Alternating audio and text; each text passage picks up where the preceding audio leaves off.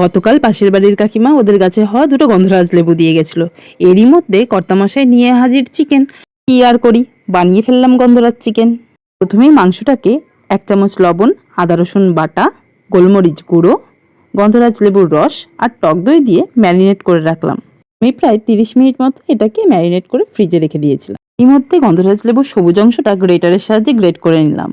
কড়াইতে কিছুটা সাদা তেল দিয়ে দিলাম কিছুটা পরিমাণে ঘি, গরম মশলা আর গোলমরিচ। দিয়ে দিলাম কিছুটা পরিমাণে পেঁয়াজ, সঙ্গে আদা রসুন বাটা আর কাঁচা লঙ্কা বাটা।